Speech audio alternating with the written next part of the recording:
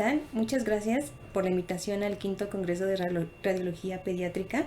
Yo les voy a hablar acerca del tema de lesiones mamarias de alto riesgo. El objetivo de nuestra plática va a ser conocer la importancia de que el radiólogo conozca las implicancias diagnósticas y terapéuticas de las lesiones mamarias de alto riesgo para su detección y seguimiento. Se va a presentar la evidencia actual sobre el manejo de las lesiones mamarias de alto riesgo y las características por imagen fundamentalmente en mamografía y por ecografía. Aunque existen varios tipos de lesiones histológicas de alto riesgo, de las que vamos a hablar en esta plática van a ser la hiperplasia ductal atípica, la hiperplasia lobulillar atípica, los cambios de las células columnares, cicatriz radial, lesiones papilares, tumor filoides y carcinoma lobulillar in situ. Vamos a llamar lesiones histológicas de alto riesgo a aquellas lesiones benignas que tienen un potencial incierto respecto a malignidad, requiriendo por lo tanto un abordaje diferente al de las lesiones benignas. La presencia de una lesión de alto riesgo en la mama va a aumentar la probabilidad de desarrollar un carcinoma o puede indicar la existencia de malignidad concomitante.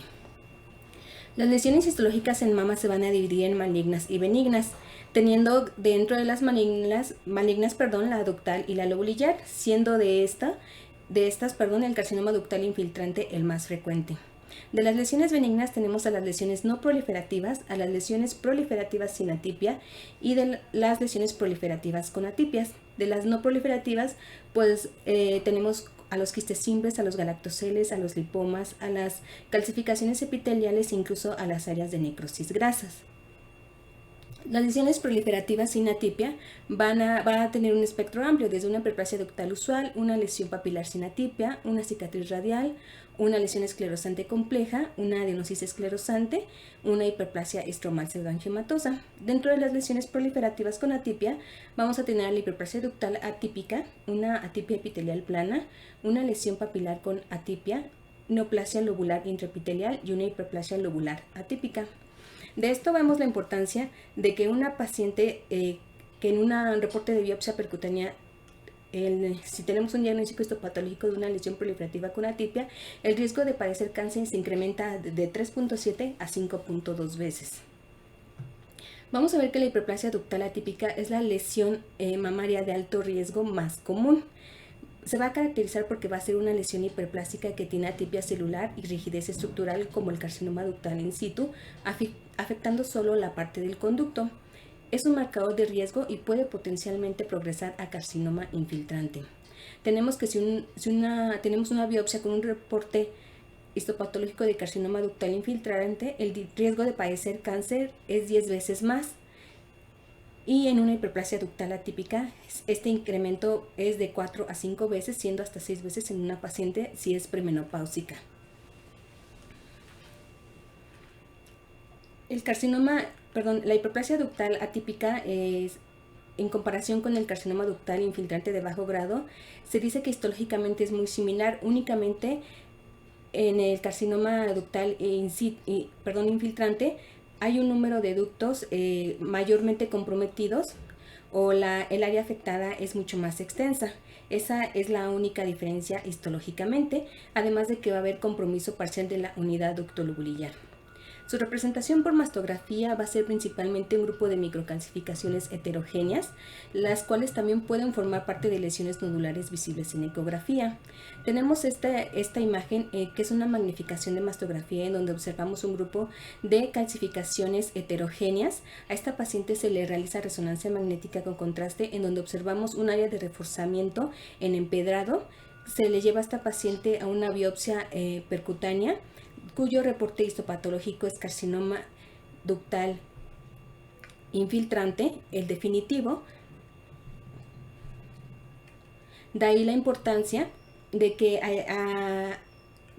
una paciente con una hiperplasia ductal atípica sea llevada a una biopsia escisional por el riesgo de desarrollar carcinoma ductal infiltrante. Tenemos este otro ejemplo en donde es una magnificación de una mastografía en lo que observamos un grupo de microcalcificaciones amorfas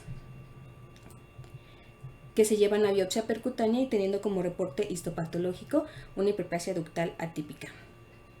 Tenemos este otro ejemplo donde es una proyección craneocaudal de una mastografía donde observamos dos grupos de microcalcificaciones polimorfas se lleva a esta paciente a biopsia percutánea teniendo como resultado una hiperplasia ductal atípica.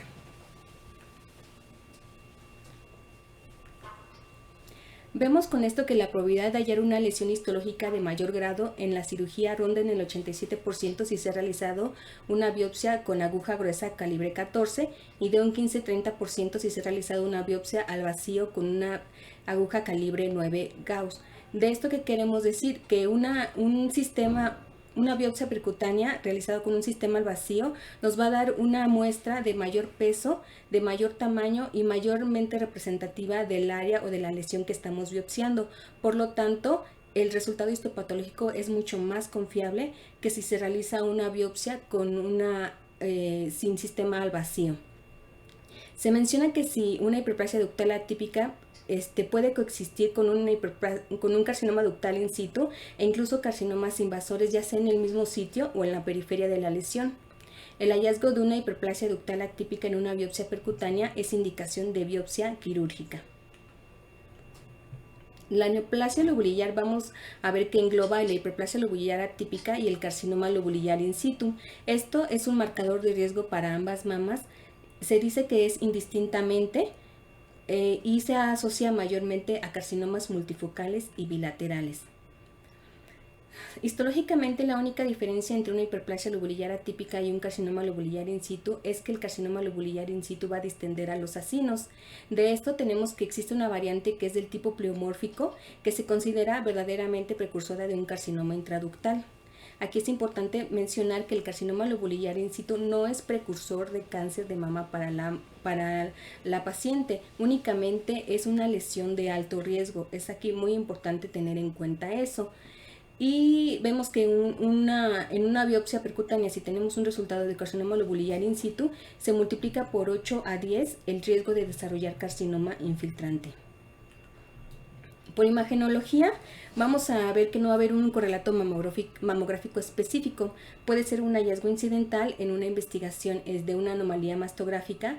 Puede estar representado como un nódulo o como calcificaciones y está en estudio si es que a estas pacientes se les puede brindar un seguimiento alternado con resonancia magnética. Tenemos aquí estos ejemplos en donde es una mastografía en una proyección oblicuo medio lateral en donde observamos hacia cuadrantes superiores la presencia de un nódulo de mediana densidad, con márgenes oscurecidos. Se le lleva a esta paciente a ultrasonido observando un nódulo hipoecoico con una sombra acústica posterior. Incluso observamos aquí un halo hiperecoico. En la resonancia magnética llama la atención que no se manifiesta como tal como un nódulo, sino es un área de reforzamiento no masa. Esta paciente se lleva a biopsia percutánea y se tiene como diagnóstico histopatológico un carcinoma lobulillar in situ. Tenemos este otro ejemplo en donde es un nódulo hipoecoico con unos márgenes indistintos. Se lleva a biopsia percutánea y posteriormente a biopsia excisional teniendo como diagnóstico definitivo una neoplasia lobulillar in situ. Tenemos también este ejemplo, es una magnificación de una mastografía en donde observamos un grupo de microcalcificaciones, en este caso amorfas. Se le lleva a la paciente a una biopsia percutánea y tenemos como diagnóstico un carcinoma lobulillar in situ. Posteriormente se realiza una biopsia excisional con el resto de las calcificaciones que se encontraron. Tenemos que ante el hallazgo de una hiperplasia lobulillar atípica y un carcinoma lobulillar in situ, hay que realizar una biopsia quirúrgica, ya que podemos encontrar lesiones malignas en aproximadamente un 20% de los casos. Otro tema es el cambio de las células columnares. Este va a ser un espectro de alteraciones histológicas que van a afectar la unidad ductolobulillar. Histológicamente se va a caracterizar por la expansión de la unidad ductolobulillar con conductos revestidos por células columnares, con prolongaciones apicales citoplasmáticas y secreción endoluminal y calcificaciones. De esta, la representación más frecuente va a ser mediante microcalcificaciones. Vemos que el espectro morfológico es amplio, desde cambios columnares hasta una hiperplasia ductal atípica o un carcinoma ductal in situ. Y el hallazgo más frecuente son microcalcificaciones amorfas. Otra lesión de este tipo de cambios columnares tenemos a la atipia epitelial plana, que la importancia radica en que coexiste con distintos tipos de carcinoma intraductal de bajo grado y se considera que podría ser un precursor temprano de un carcinoma ductal de bajo grado.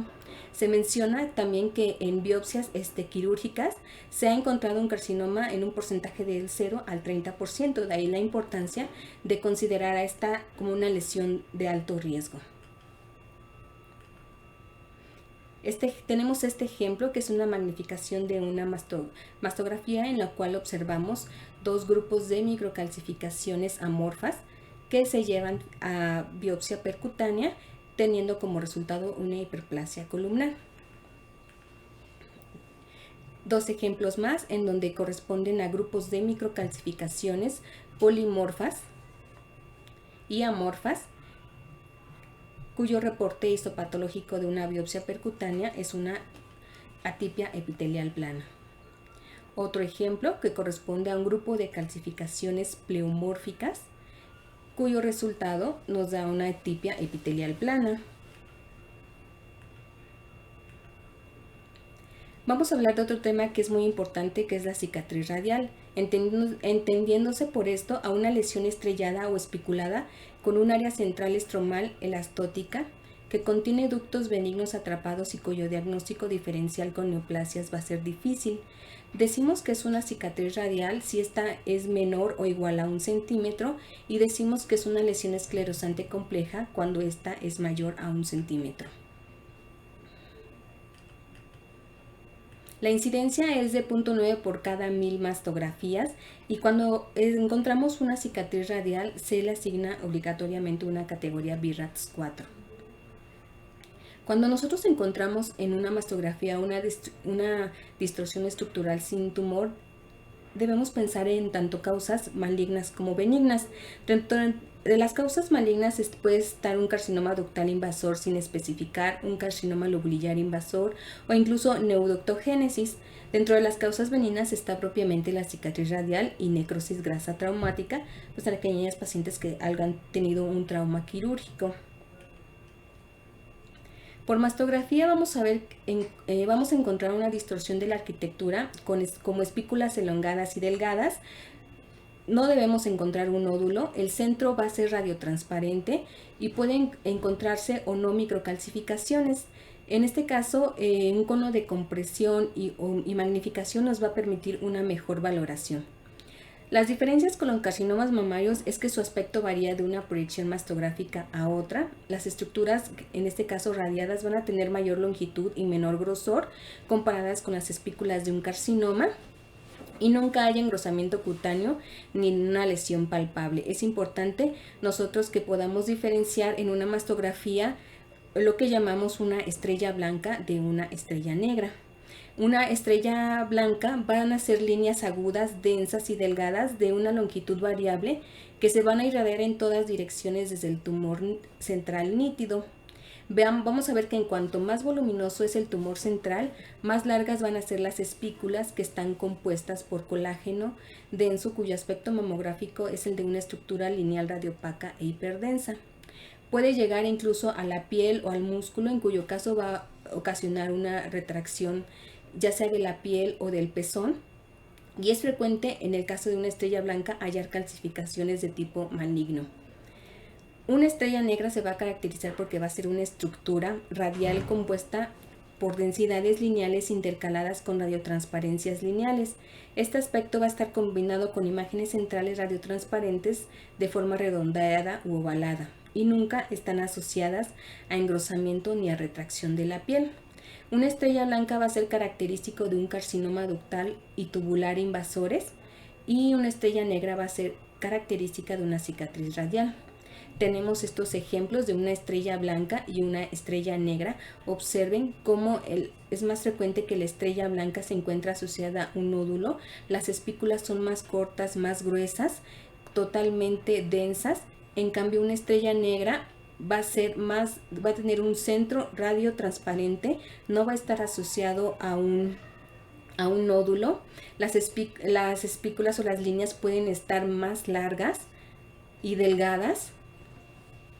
De ahí que la estrella blanca, se asocie a retracción cutánea, mientras que la estrella negra no lo va a hacer. Por ultrasonido vamos a encontrar un área o nódulo hipoecoico mal definido, una distorsión de la arquitectura, puede haber sombra acústica posterior, y en el tercio de las lesiones vamos a ver que las cicatrices radiales no van a tener una traducción sonográfica, por lo tanto el método más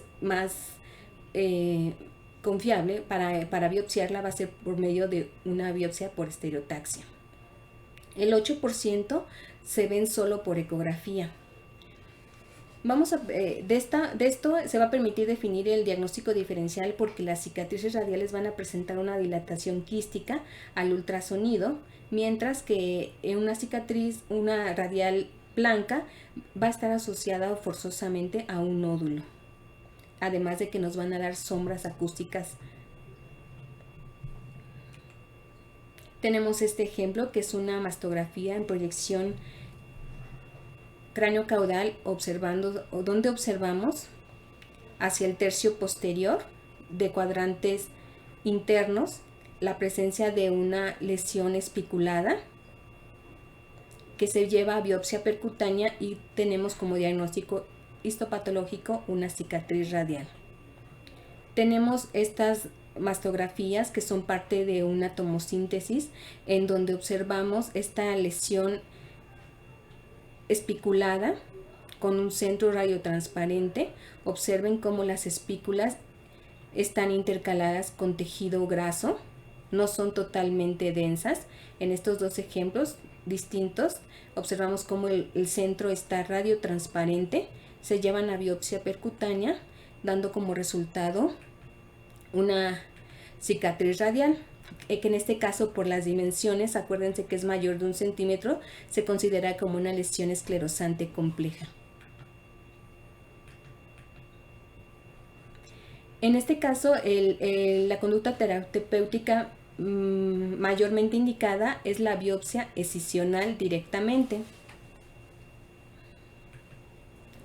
Se menciona que pacientes con diagnóstico de cicatriz radial tienen mayor riesgo de desarrollar carcinoma en cualquiera de las dos mamas, con un riesgo relativo de 1.8. De ahí la importancia de que una cicatriz radial sea considerada como una lesión de alto riesgo, y por lo tanto su manejo adecuado es una extirpación quirúrgica completa. Tenemos estos ejemplos más, en donde observamos en esta mastografía, en una proyección oblicua medio lateral, esta área espiculada con un centro radiotransparente, y aquí en esta otra magnificación observamos también un área espiculada con un centro radiotransparente que se lleva al ultrasonido. Observamos que nos da una sombra acústica posterior sin tener como tal una representación de nódulo. Se lleva a biopsia percutánea y tenemos como diagnóstico histopatológico una cicatriz radial. Otro tema del que vamos a hablar es de las lesiones papilares, que representan menos del 3% de las lesiones mamarias. Estas se van a considerar como un grupo heterogéneo de tumores que crecen en el interior de los conductos y se caracterizan por la presencia de un tallo fibrovascular revestido por una proliferación epitelial, con o sin células miopiteliales acompañantes. Se dividen en sólidos y múltiples, en donde se da el nombre de papilomatosis. Los papilomas solitarios van a tener una localización predominantemente central o retroareolar. Los síntomas principalmente van a ser de secreción uniorificial. La mayoría se consideran benignos, y la edad más frecuente de aparición es entre la cuarta y quinta década de la vida. La causa más común de descarga por pezón se considera que es una lesión papilar. Los papilomas múltiples se consideran lesiones menos frecuentes. Su localización es predominantemente periférica, raramente se asocia a secreción. Se va a caracterizar clínicamente por un nódulo palpable, y se mencionan que más de 5 papilomas en un mismo cuadrante se consideran como papilomatosis. Estos muy frecuentemente se asocian a atipia, a un carcinoma ductal infiltrante o a un carcinoma invasivo. Su edad de frecuencia es más entre la tercera y cuarta década de la vida, y se menciona que su aparición puede ser bilateral. De esto, pues la papilomatosis tiene mayor riesgo de recurrencia y de malignización, de ahí también la importancia de estas lesiones papilares. Dentro de las lesiones papilares atípicas tenemos un espectro que va desde un papiloma intraductal con hiperplasia atípica hasta un papiloma con carcinoma ductal in situ. Como ya les había mencionado, el cuadro clínico principalmente es por una secreción serohemática o un nódulo palpable indoloro. Tenemos este esquema en donde vemos la explicación del por qué algunas lesiones papilares nos dan, no todas las lesiones papilares, nos dan secreción, dependiendo del grado de obstrucción que esté condicionando la lesión papilar en el conducto, es como se va a presentar o no esta secreción. Vemos en esta imagen en donde la lesión papilar ocupa toda la luz del conducto galactóforo, por lo tanto no va a haber secreción. Sin embargo, en este segundo esquema, la lesión es mucho más pequeña. Nótense aquí el tallo fibrovascular, que es pequeño, por lo tanto en este caso la paciente sí va a tener manifestaciones clínicas de telorrea. Por mastografía podemos encontrar papilomas, pueden estar ocultos, pequeños, puede ser un nódulo ovalado bien circunscrito, pueden estar asociados a esclerosis o a un infarto, y el 25% puede estar asociado a calcificaciones ya sea pleomórficas o heterogéneas o más gruesas. Tenemos esta mastografía en donde observamos la presencia de un nódulo que es predominantemente retroareolar. Observen cómo hacia uno de sus extremos se observa una pequeña espícula. En la proyección MLO se observan sus márgenes oscurecidos. A esta paciente se le realiza biopsia y vemos que se trata de un papiloma intraductal. Por ultrasonido podemos encontrar un nódulo intraductal con o sin dilatación y que puede ocupar la totalidad de la luz ductal, simulando una lesión sólida. Aquí es muy importante ver que la mayoría de las lesiones intraductales van a tener un pequeño halo anecoico, eso va en relación a que el ducto galactóforo se observa o se encuentra dilatado. Tenemos aquí el ejemplo de una lesión pequeña, una lesión de mayor tamaño que distiende de forma importante el ducto. A la aplicación de Doppler color vamos a ver que se observa flujo vascular en los papilomas, como vemos en estos ejemplos de ultrasonido, donde se observan esta dilatación ductal asociado a lesiones sólidas que a la aplicación de Doppler color nos dan aumento o flujo vascular. Pueden además tener un componente quístico. Observen todos estos ejemplos en donde podemos encontrar dilatación ductal asociado a lesiones de tipo sólido en el interior de los ductos. Puede también estar asociado a calcificaciones heterogéneas, pero invariablemente siempre vamos a encontrar ductos dilatados adyacentes o asociados a la lesión sólida, como vemos en estas imágenes. Aquí este es un ejemplo de papilomas múltiples. Observemos cómo se ven estas lesiones que están contiguas, cómo hay ductos dilatados entre estas lesiones. En este caso se trata de una papilomatosis. Por medio de la galactografía es otro método diagnóstico que nos va a confirmar el diagnóstico, en donde vamos a encontrar principalmente defectos de llenado, como vemos en esta galactografía. Observen cómo aquí el ducto está, este defecto de llenado que es irregular. Observamos esta otra galactografía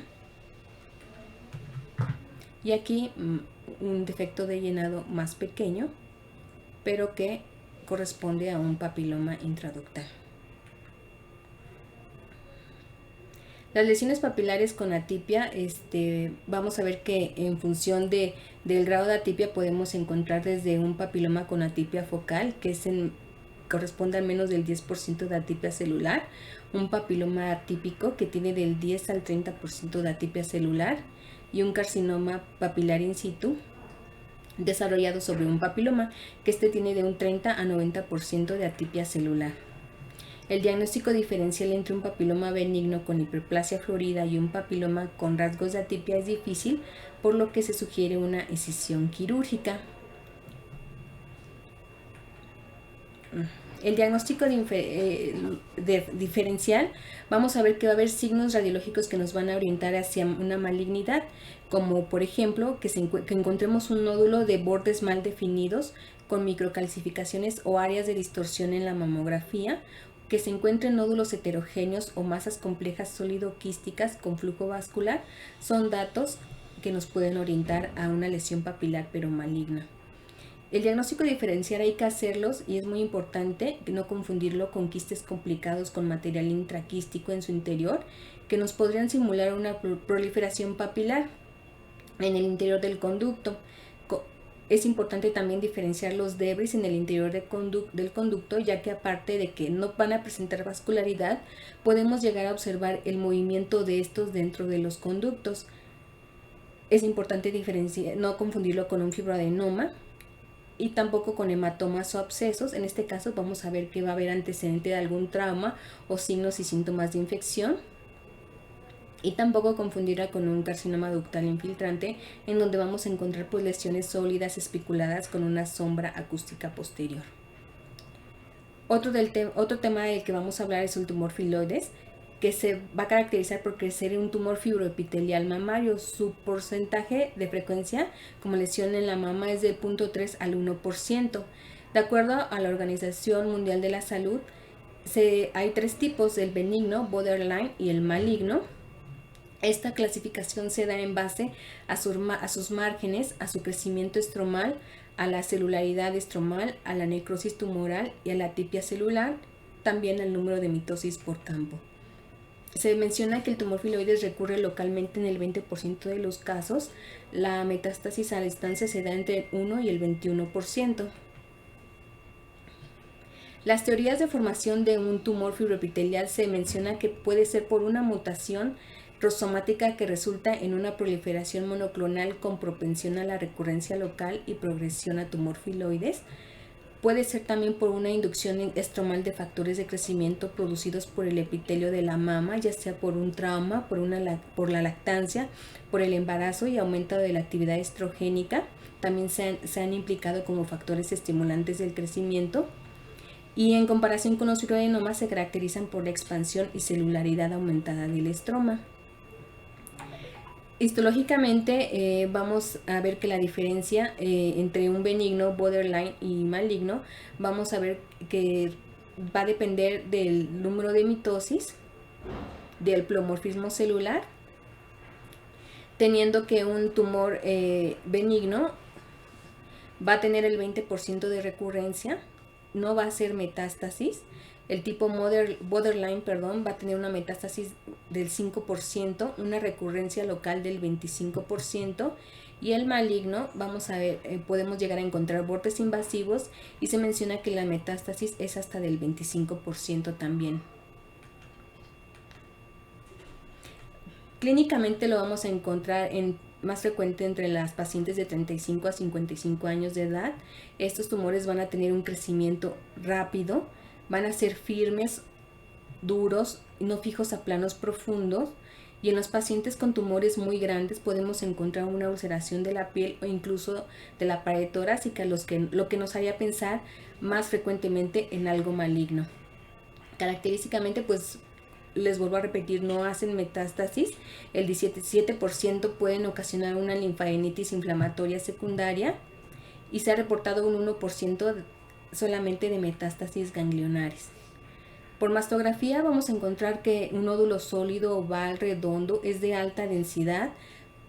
Es raro que encontremos calcificaciones, va a ser una lesión palpable, y como antecedente importante que nos van a referir va a ser un crecimiento rápido. Por ultrasonido vamos a encontrar un nódulo oval, redondo, circunscrito, va a ser hipoecoico, podemos llegar a encontrar un halo ecogénico con áreas quísticas, e incluso esto es más en las lesiones que son de mayor volumen. El flujo vascular puede estar presente intralesional, y datos de malignidad que nos van a dar es que este nódulo sea irregular, hipoecoico, con una sombra posterior heterogéneo y con vascularidad muy aumentada. El diagnóstico diferencial principalmente lo tenemos que hacer con un fibroadenoma gigante. Tenemos este estudio, que es una paciente que estaba en seguimiento por un fibroadenoma en la mama derecha, llega a su control refiriendo un nódulo palpable en la mama izquierda. En la mastografía observamos hacia cuadrantes superiores en tercio medio un nódulo de alta densidad con márgenes oscurecidos. Al ultrasonido observamos este nódulo que es heterogéneo. Observen que no nos provoca sombra acústica posterior. Sus márgenes son parcialmente circunscritos. Se le realiza resonancia magnética contrastada, en donde observamos que este nódulo tiene una fuerte captación del gadolíneo, solo manteniéndose una área central heterogénea. Esta paciente se lleva a biopsia percutánea y tenemos como resultado histopatológico un tumor filoides. Tenemos esta otra lesión en donde observamos una marcada simetría en cuanto al tamaño de la glándula mamaria derecha a expensas de una lesión redondeada de alta densidad con unos márgenes oscurecidos. Se lleva al ultrasonido observando una lesión muy heterogénea. Incluso observen que se encuentran áreas quísticas. A la aplicación de Doppler color, importante flujo vascular periférico y central de la lesión. Esta paciente se lleva a biopsia percutánea y corresponde a un tumor filoides. El tratamiento invariablemente es la extirpación quirúrgica con un margen que se menciona de 1 a 2 centímetros, dado que son propensos a la recurrencia local. En lesiones de gran tamaño se recomienda una mastectomía y se menciona que no es necesaria una linfadenectomía axilar, ya que es rara la diseminación axilar. Su supervivencia a los 5 años del tumor filoides es del 90% y del 65% en tumor filoides de alto grado. Como conclusión de esta plática, tenemos que no existe un acuerdo general sobre la necesidad de practicar una cirugía en la totalidad de las lesiones de riesgo identificadas mediante aguja de corte. Ante el diagnóstico de una hiperplasia ductal atípica, una atipia epitelial plana, una neoplasia lobulillar, hay un criterio uniforme que estipula la escisión, independientemente de la extensión de la lesión y la remoción de la imagen mamográfica luego de la biopsia percutánea. Cuando se observan lesiones estrelladas o espiculadas y una distorsión estructural, el análisis apropiado es la porción central de la lesión y la estructura radial, lo cual nos permite definir el diagnóstico correcto. De esto, el tratamiento adecuado de las lesiones de riesgo luego de su diagnóstico en una biopsia percutánea requiere de la evaluación conjunta de un equipo interdisciplinario compuesto por mastólogos, radiólogos y especialistas en anatomía patológica a fin de ofrecer a cada paciente la mejor opción de manejo de acuerdo a su caso. Muchas gracias por su atención. Gracias.